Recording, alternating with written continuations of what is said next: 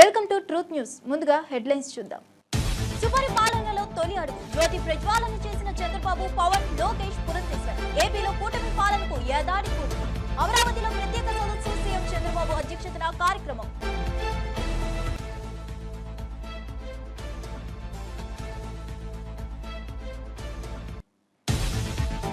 BC బిల్లుకు రాజకీయ రంగు గెలవద్దన్న మంత్రి పొన్నం ప్రభాకర్. 10 ఏళ్ల పాలనలో బీసీలను పట్టించుకొని కవితకు ఇప్పుడు ప్రేమ ఎందుకని ప్రశ్న. కాంగ్రెస్ ప్రభుత్వం బీసీ బిల్లును అసెంబ్లీలో ఆమోదింపజేసి గవర్నర్ కు పంపిందని వెల్లడి. కవితతో వేదిక పంచుకోవద్దని కృష్ణయ్యకు సూచన. పల్నాడు ఘటనపై జగన్ ట్వీట్ ను ఖండించిన హోంమంత్రి అనిత. జగన్ వ్యాఖ్యలు హింసను ప్రోత్సహించేలా ఉన్నాయని ఆరోపణ. సొంత కార్యకర్త మృతి చెందిన జగన్ పట్టించుకోలేదని విమర్శ. జగన్ కు జెడ్ ప్లస్ భద్రత కొనసాగుతుందని స్పష్టం చేసిన మంత్రి.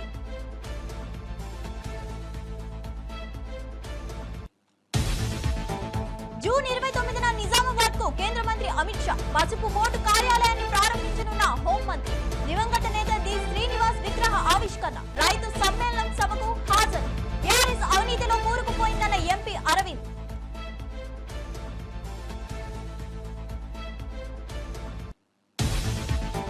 సాయంత్రంలోగా చంపేస్తామంటూ ఎంపీ రఘునందన్ రావుకు బెదిరింపు కాల్. మావోయిస్టులమంటూ అగంతకుడి బెదిరింపు. మధ్యప్రదేశ్ నుంచి కాల్ చేస్తున్నట్లు తెలిపిన వ్యక్తి దుమ్మాయిగూడలో కార్యక్రమంలో ఉండగా ఫోన్ డీజీపీ ఎస్ఏలకు రఘునందన్ రావు ఫిర్యాదు.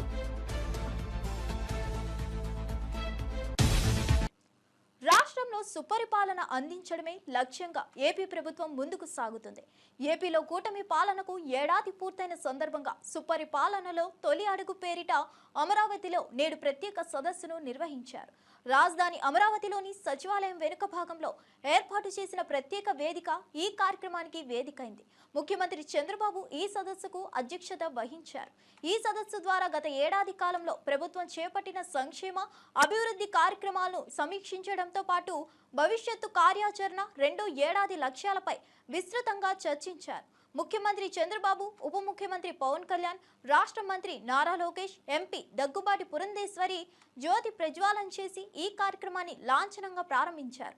ప్రభుత్వ పాలనలో అధికార యాంత్రాంగం, ప్రజాప్రతినిధుల భాగస్వామ్యాన్ని మరింత బలోపేతం చేసే దిశగా ఈ కార్యక్రమాన్ని వినూత్నంగా రూపొందించారు.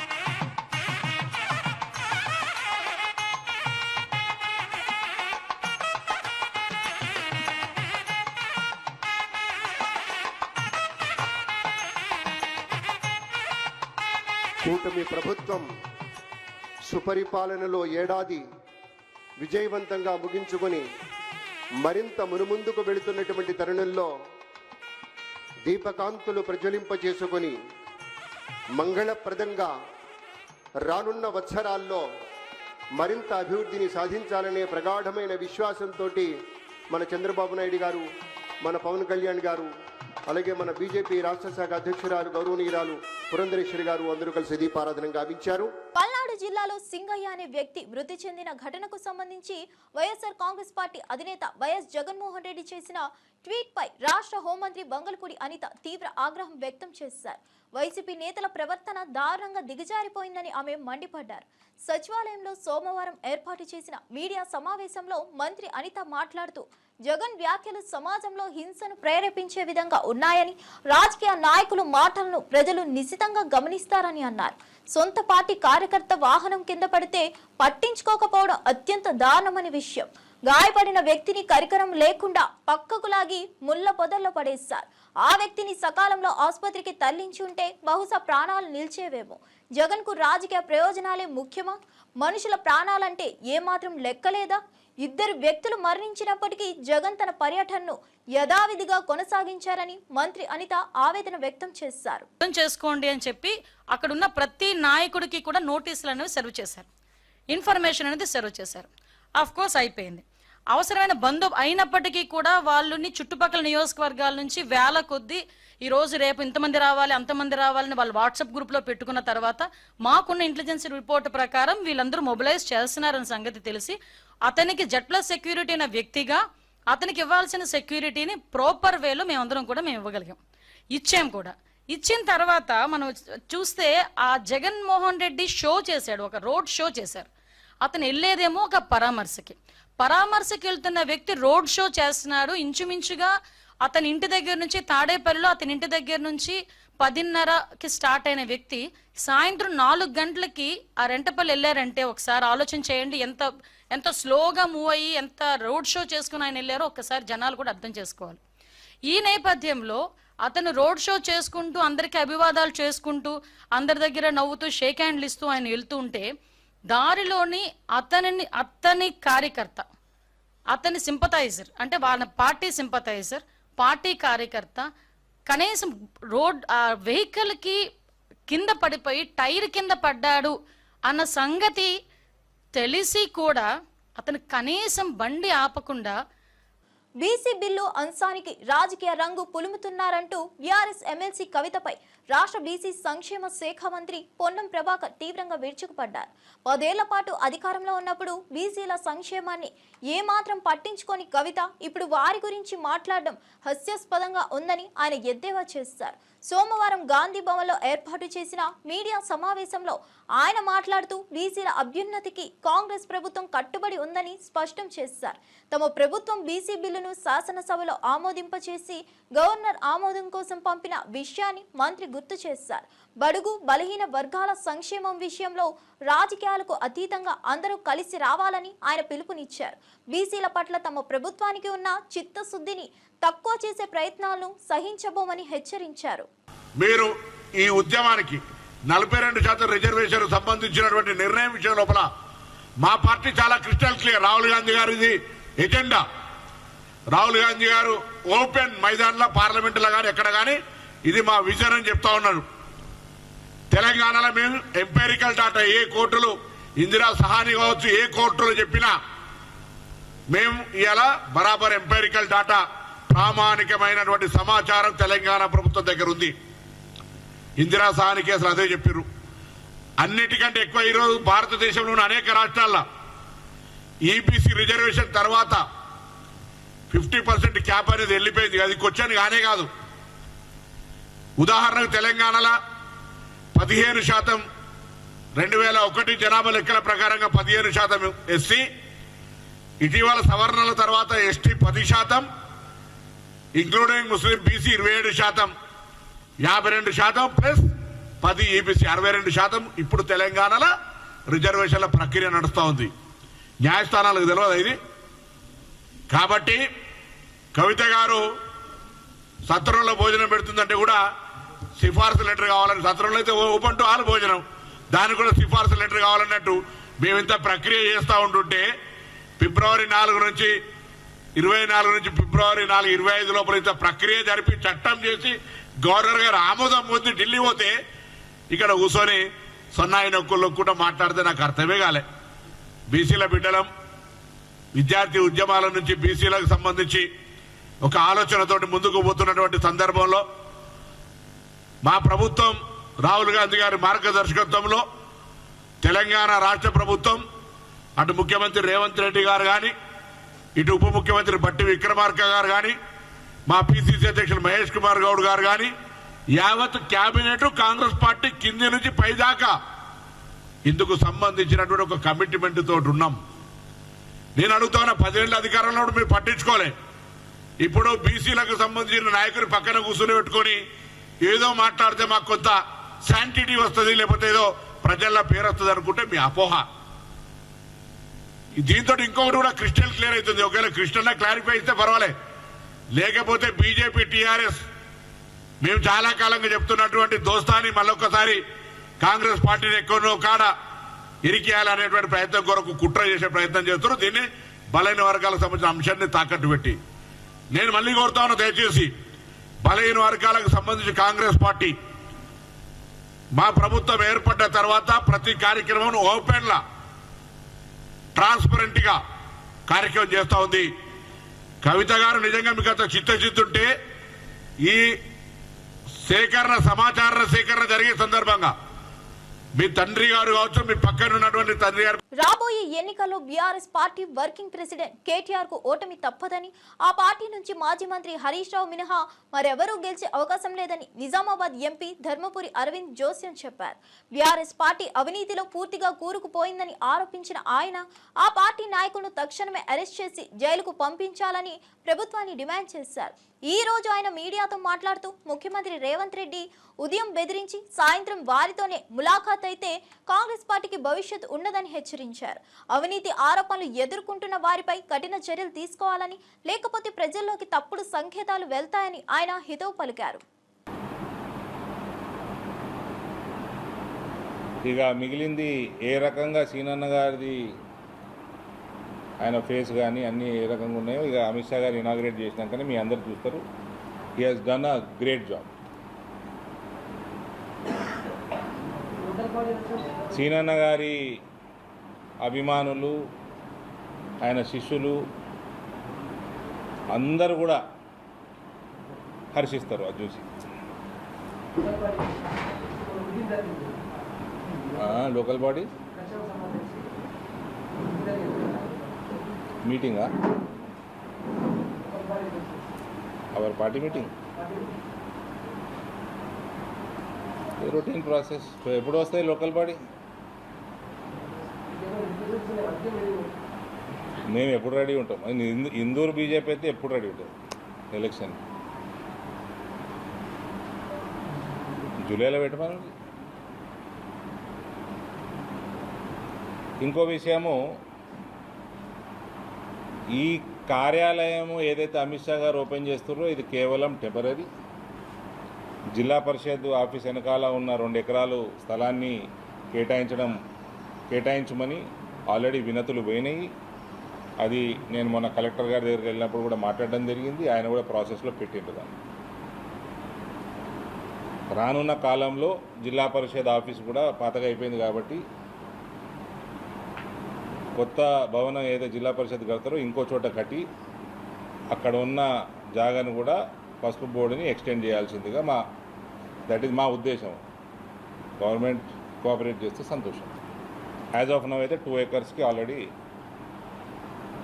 రిక్వెస్ట్ పెట్టడం జరిగింది, ప్రాసెస్లో ఉంది. మంత్రి లేకపోవడం జిల్లాకి దురదృష్టం. అది నేనే ఫాలోఅప్ చేస్తాను. వీలైనంత తొందరగా గవర్నమెంట్ ఇస్తే స్టేట్ గవర్నమెంట్ సంతోషిస్తాను. స్టేట్ గవర్నమెంట్కి కూడా ఐడియా ఉండాలి. ఈ పసుపు బోర్డు యొక్క 40 సంవత్సరాల చరిత్ర, ఉద్యమ చరిత్ర అందరికీ అవగాహన ఉండాలి, అన్ని పార్టీలకు ఉండాలి. కాబట్టి త్వరలో అది శాంక్షన్ చేస్తే పర్మనెంట్ బిల్డింగ్ కూడా మేము కట్టుకోవడం మొదలవుతుంది. సిటీ నడిన ఒడ్డున ఉన్నది కాబట్టి చైర్మన్ గారు ఇక టర్మరిక్ బోర్డు సంబంధించి కామర్స్ మినిస్ట్రీకి సంబంధించిన అధికారులందరూ కూడా దాన్ని సెలెక్ట్ చేసుకోవడం జరిగింది.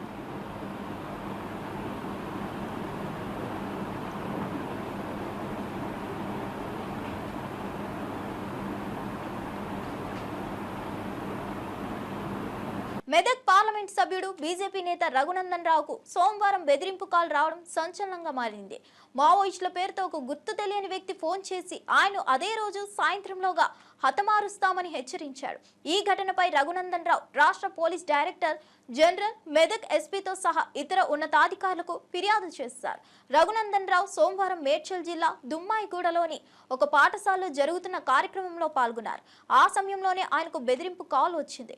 మధ్యప్రదేశ్ నుంచి ఫోన్ చేస్తున్నానని, మావోయిస్టునని పరిచయం చేసుకున్న ఆ వ్యక్తి రఘునందన్ రావును సాయంత్రంలోగా చంపేస్తామని బెదిరించాడు. కొద్దిసేపటి క్రితం దమ్మాయిగూడలోని ఒక ప్రైవేట్ స్కూల్లో హాజరయ్యేటువంటి కార్యక్రమానికి వచ్చినప్పుడు నా ఫోన్కి మధ్యప్రదేశ్లోని ఒక నెంబర్ నుంచి కాల్ చేస్తున్నామని చెప్పి పీపుల్స్ ఫర్ మావోయిస్ట్ పార్టీ నాయకుల పేరిట మాట్లాడుతూ ఇప్పుడే మావోయిస్ట్ పార్టీ దళం మధ్యప్రదేశ్ నుంచి బయలుదేరిందని, ఈరోజు అర్ధరాత్రి 12 గంటల లోపల రఘునందన్ రావు అనేటువంటి మెదక్ ఎంపీని చంపేస్తామని ఆయనని హెచ్చరిస్తా ఉన్నామని చెప్పి ఫోన్ పెట్టేయడం జరిగింది. నేను ఆ సమయంలో వేదిక పైన ఉండడంతో నా పిఏ ఆన్సర్ చేయడం జరిగింది. కొద్దిసేపటి క్రితం ఇప్పుడు మీ అందరితో మాట్లాడుతున్నప్పుడు మళ్ళీ అదే నెంబర్ నుంచి రెండోసారి కాల్ రావడం జరిగింది. ఈ రోజే ఈ రోజు అర్ధరాత్రి 12 గంటలకే డెడ్ లైన్ అని చెప్తూ జాగ్రత్తగా ఉండమను, మేము వస్తా ఉన్నాం, బయలుదేరినామని చెప్పి మళ్ళీ అదే నెంబర్ నుంచి సెకండ్ టైం రిపీటెడ్ కాల్ రావడం జరిగింది. సో వీటిని బట్టి ఏమర్థమవుతా ఉందంటే ఆపరేషన్ కగారు పేరిట జరుగుతున్నటువంటి ఈ కొట్లాట లోపల మావోయిస్ట్ పార్టీ ఏదో ఒక రకమైనటువంటి సెన్సేషన్ కోసం ఏమైనా చేయాలనుకుంటుందో తెలియదు. ఆ సెన్సేషన్లో ఎవరిని బలి తీసుకుంటారు, ఏం చేస్తారనే దానికోసం మేము ఎవరం కూడా భారతీయ జనతా పార్టీలో పనిచేసేటువంటి నాయకులం, కార్యకర్తలు ఎవరం కూడా ఇట్లాంటి భయపట్టించేటువంటి కాల్స్ కానీ, భయానికి కానీ, ఆందోళన కానీ గురిగాం. ఏ సంఘటన వచ్చినా, ఏ సందర్భం వచ్చినా ఎదుర్కోవడానికి సిద్ధంగా ఉంది. Thank you. 2026 మార్చి 31 నాటికి నక్సలిజం పూర్తిగా అంతమయ్యే విధంగా కేంద్రం కట్టుదిట్టమైన చర్యలు తీసుకుంటుందని కేంద్ర హోంమంత్రి అమిత్ షా ప్రకటించారు. మావోయిస్టులకు ఇక భారతదేశంలో స్థానం లేదని స్పష్టం చేశారు. ప్రతి వర్షాకాలం మావోయిస్టులు విశ్రాంతి తీసుకుంటారని, కానీ ఈసారి మాత్రం వారిని నిద్రించనివ్వమని అన్నారు. దేశం అభివృద్ధి మార్గంలో దూసుకెళ్తుండగా మావోయిస్టులు మాత్రం వెనుకబాటుగా లాఠీ కల్చర్ను నమ్ముకుంటున్నారని విమర్శించారు.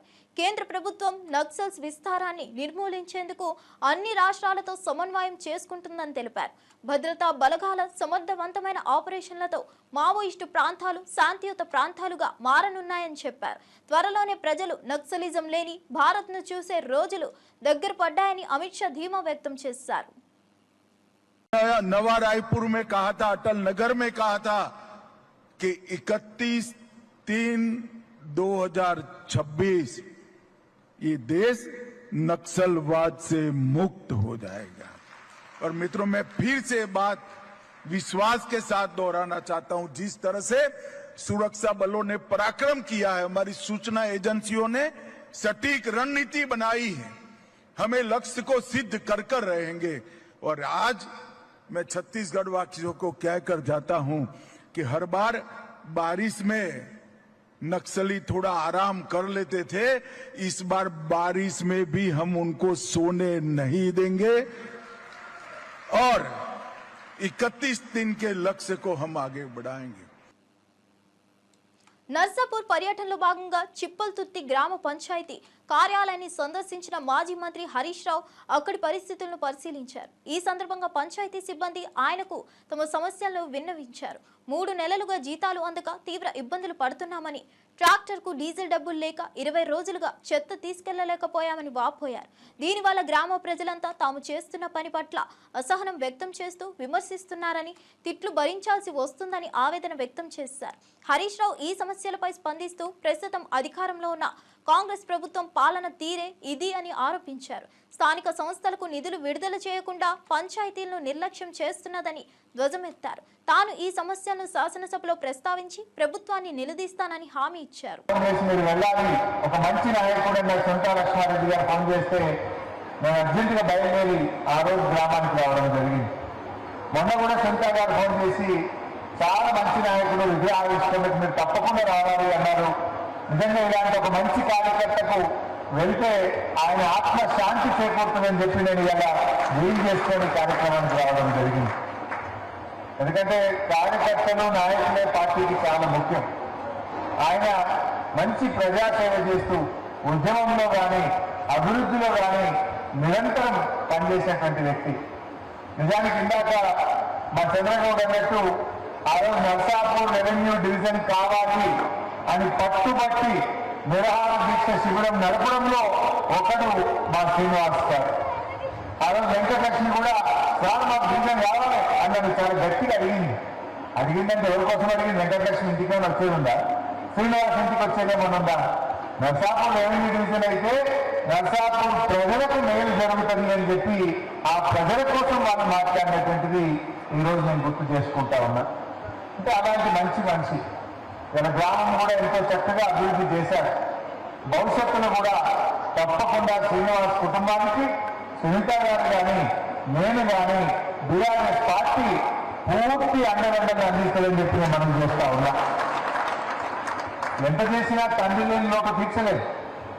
అమ్మాయి వైష్ణవి విషయంలో భవిష్యత్తు విద్య కోసమైనా, భరత్ కోసమైనా, వాళ్ళ పెళ్లిళ్ళ విషయంలోనైనా పార్టీ పూర్తిగా ఒక తండ్రిని మేము ఇవ్వలేమేమో కానీ పార్టీగా మేము అందరం కూడా నిలబడతాం.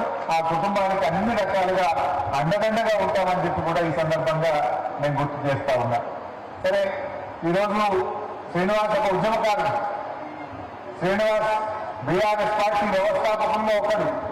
సిపిఐ పార్టీ నుంచి, లెఫ్ట్ పార్టీ నుంచి వచ్చి చాలా అద్భుతంగా బీఆర్ఎస్ పార్టీ ఎదుగుదలకు ఈ నర్సాపూర్ తాలూకాలో ఈ ప్రాంతంలో పనిచేసినటువంటి నాయకులు ఆయన ఒకరు.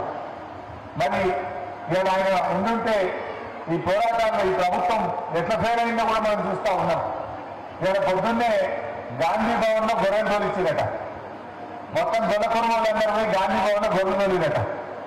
ఎందుకు 100 రోజుల్లో 2వ విడత గొర్రెలు ఇస్తాను, 500 రోజులు అయింది, మీ సంగతి ఏంటని గొల్ల కుటుంబాలంతా గాంధీ భవన్ ఉపయోగించినట్టుగా గొర్రెలు కూడా అయినాయట గాంధీ భవన్. బీజేపీ ఎంపీ బండి సంజయ్ పై బీఆర్ఎస్ ఎమ్మెల్యే పాడి కౌశిక్ రెడ్డి ఆగ్రహం వ్యక్తం చేశారు. నీకు అసలు దిమాక్ ఉందా బండి సంజయ్ అని వ్యాఖ్యానించారు. కేసీఆర్, కేటీఆర్, హరీష్ రావుల గురించి మాట్లాడే స్థాయి నీకు ఉందా అని ఘాటుగా ప్రశ్నించారు. హుజూరాబాద్ నియోజకవర్గంలోని ఉప్పల్ బ్రిడ్జి పనులు ఇప్పటికే కేసీఆర్ హయాంలోనే పూర్తయ్యాయని, కానీ రైల్వే ట్రాక్ పై ఒక్క జాయింట్ పనిని 4 ఏళ్లుగా పూర్తి చేయలేకపోతున్నామని ఎద్దేవా చేశారు. నువ్వు అర్థం కాని దద్దమ్మలా వ్యవహరిస్తూ కాళేశ్వరం వంటి ప్రాజెక్టులపై మాట్లాడటమే నీ అజ్ఞానానికి నిదర్శనమని అన్నారు. సార్ అవకాశం ఇవ్వండి అని నువ్వు అడుగుతున్నావు అండి. అసలు నీకేమైనా దిమాక్ ఉందా అవే బండి సంజయ్? నీకు ఆల్రెడీ అవకాశం ఇచ్చిండ్రు. కేంద్ర 2 సార్లు ఎంపీ అయినావు, కేంద్ర హోంమంత్రి అయినావా బాబు. నువ్వు కేంద్ర హోంమంత్రి అయి ఉండి నువ్వు కనీసము కాళేశ్వరం గురించి నువ్వు మాట్లాడుతూ ఉన్నావు. మా వినోద్ కుమార్ గారు కేసీఆర్ గారి నాయకత్వంలో హుజురాబాద్ నియోజకవర్గంలో కమలాపూర్ మండలంలో ఉప్పల్ బ్రిడ్జ్ రాష్ట్రం నుంచి కట్టే 45 కోట్ల రూపాయలతో కంప్లీట్ చేసి పెడితే 4 సంవత్సరాలు అవుతుంది వినోద్ కుమార్ గారు కంప్లీట్ చేసి. నువ్వు ఎంపీ అయి దాదాపు ఒక టర్మ్ అయిపోయింది, సెకండ్ టర్మ్ అయి ఆల్మోస్ట్ 2 సంవత్సరాలకు వస్తుంది. నువ్వు కేంద్ర హోంమంత్రి ఉండి ఆ మధ్యలో జాయిన్ చేయడానికి చేతగాని దద్దమ్మవి బండి సంజయ్. నువ్వు కాళేశ్వరం గురించి మాట్లాడుతున్నావా? నేను ఒకటి, నువ్వు మా హరీష్ రావు గారి గురించి, కేసీఆర్ గారి గురించి, కేటీఆర్ గారి గురించి మాట్లాడే స్థాయి అవన్నీ. రెండోది, నిన్న ఒక్కటే అడిగింది కదా స్ట్రైట్ క్వశ్చన్, ఎట్లా ఆయకట్టు ఎక్కువ వచ్చిందని. నేను బండి సంజయ్ గారిని స్ట్రైట్ క్వశ్చన్ అడుగుతున్నా. నువ్వు ఒక్కటే సమాధానం చెప్పి కదా, డీటెయిల్స్లకి కూడా నేను బోను జస్ట్ 1 మినిట్లో కంప్లీట్ చేసేస్తా. ఎందుకంటే మా గౌరవనీయులు వినోద్ కుమార్ గారు, కమలాకర్ అన్న అండ్ శ్రవణ్ గారు చాలా డీటెయిల్గా చెప్పిండ్రు. నేను ఒక్కటే అడుగుతున్నా, మీరు మాట్లాడేటప్పుడు కొంచెం ఆలోచించి మాట్లాడండి. 2004 నుంచి 2014 వరకు కాంగ్రెస్ గవర్నమెంట్ ఉంది. కొత్త ఆయకట్ ఎంత క్రియేట్ చేసిర్రు? 5,71,000. 2 కలిపితే, అన్ని కలిపితే, స్టెబిలైజేషన్, కొత్త ఆయకట్టు అన్ని కలిపితే వీళ్ళు క్రియేట్ చేసింది 6,64,000 మాత్రమే. ఈ కాళేశ్వరం కట్టిన తర్వాత అన్ని కలిపి 48,74,000 ఎకరాలకి ఇవాళ నీళ్ళు ఇచ్చింది కేసీఆర్ గారు. వాస్తవం, ఇది కానా కాదా? మరి నీకు దిమాక్ లేదా? 2000 నువ్వు అసలు బీజేపీ పార్టీవా, నువ్వు కాంగ్రెస్ పార్టీవా? రేవంత్ రెడ్డి చెప్తే నువ్వు పనిచేస్తావు, బస్ దట్స్ ఆల్. కాబట్టి ఖచ్చితంగా దీనికి నువ్వు జవాబు చెప్పాలి. 2004 నుంచి 2014 వరకు 6 లక్షల, నువ్వు అడిగిన దానికే మేము జవాబు చెప్తున్నాం, 6,64,000 మాత్రమే ఉండే. ఎస్, మేము వచ్చిన తర్వాత 48,73,000 కేసీఆర్ ఇచ్చిండు. దీనికి నీకు దమ్ముంటే మా వినోద్ కుమార్ గారు చెప్పినట్టు చలో దీని మీద చర్చకు దమ్ముంటే మా వినోద్ కుమార్ గారు వస్తారు, వాళ్ళతో పాటు కమలాకరణ గారు వస్తారు. చలో నీకు దమ్ముంటే కరీంనగర్ చౌరస్తా గడ్డ మీద కూర్చొని చర్చకు పెడదాం దా. కేసీఆర్ గారు ఏమి ఇచ్చిండో, నువ్వేమిచ్చినో, మీరేం చేసిరో, కాంగ్రెస్ ఏం చేసిందో చెప్తాం దా. దీనికి నీకు దమ్ముంటే దా, నువ్వు సవాల్కి యాక్సెప్ట్ చేయి అని చెప్పి తెలియజేస్తూ సెలవు తీసుకుంటాను. Thank you very much. జై తెలంగాణ, జై కేసీఆర్.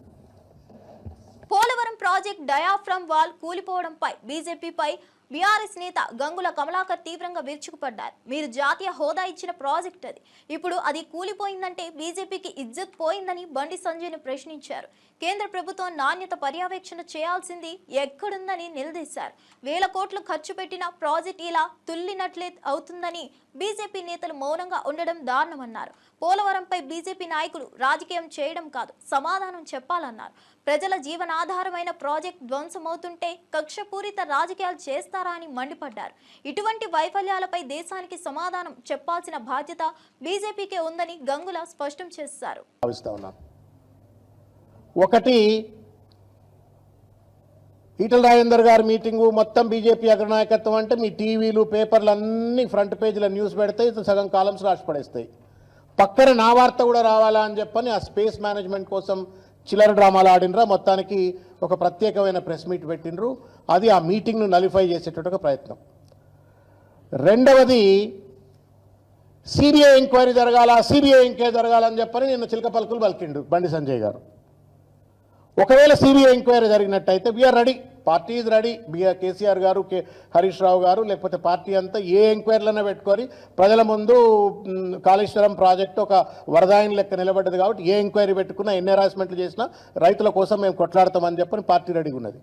మరి ఈ దీంట్లో ఆల్రెడీ నోటీసులు ఎదుర్కొన్నటువంటి ఈటల రాజేందర్ కూడా సిబిఐ ఎంక్వైరీ వస్తాయి కదా. ఈటల రాజేందర్కు సిబిఐ ఎంక్వైరీ ఎదుర్కొన్న తర్వాత సిబిఐ విచారణ ఎదుర్కొంటున్నవాడిని పార్టీ అధ్యక్ష పదవి ఎట్లా చేస్తారు, తప్పిస్తారు కదా అని చెప్పని అదొక రెండో కుట్రకోణం. ఒకటి, మీటింగ్ స్పేస్ రావద్దు, మీడియాల కవరేజ్ రావద్దు, తనది కూడా సమానమైన కవరేజ్ రావాలా.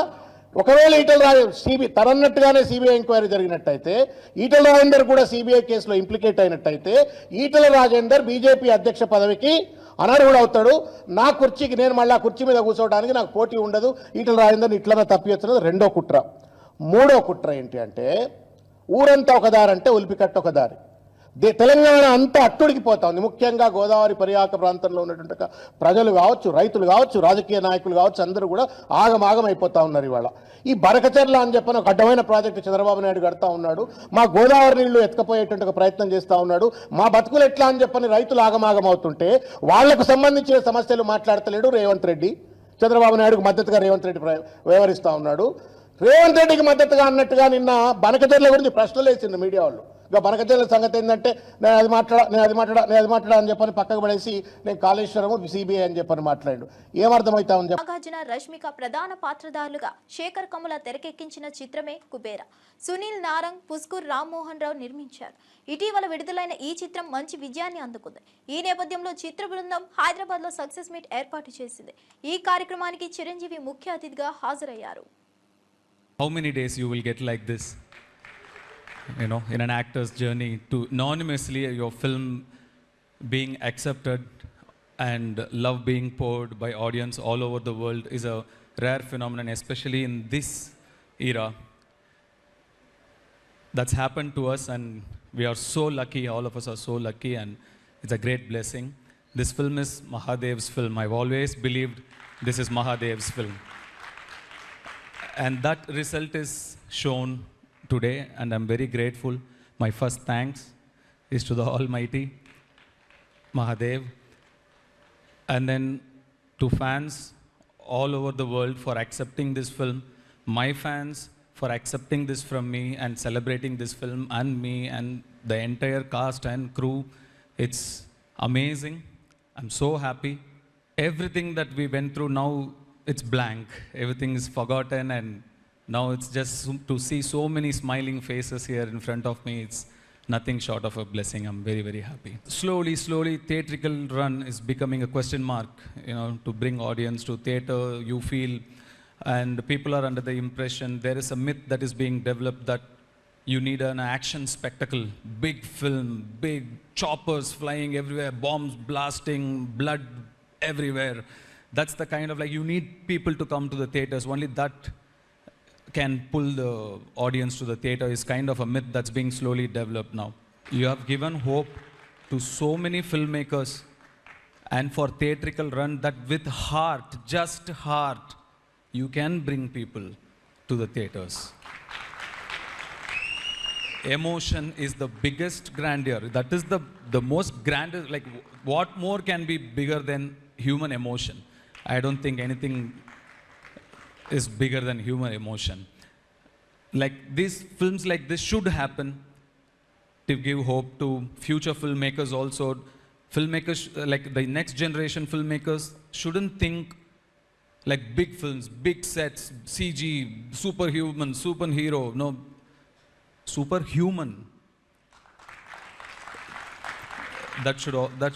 They should think, like, you know, human drama will work. It is a very important film, sir. Not because I'm in it, not at all. It's not coming from that place at all. So in that way, I think there are a lot of filmmakers and lot of people in general are going to be very thankful to you. You've pulled off this miracle in these times. Similarly, a film in Tamil also worked brilliantly. Tourist Family, a film. Even that film a simple human drama pulled audience to theater. So people are ready to watch. So we should start thinking in that angle.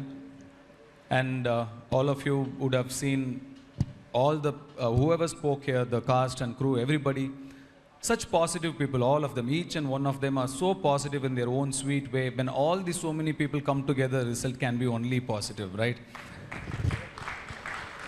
And I'm not going to thank each and every one of you. We've thanked each of us, all of us, with each other enough number of times. So just one big thanks to all of you. That's all. And everybody worked very hard. And now it's not you and me. We as a team are thankful to the world. Very big thanks. And my mother keeps telling me, when there is success, talk less.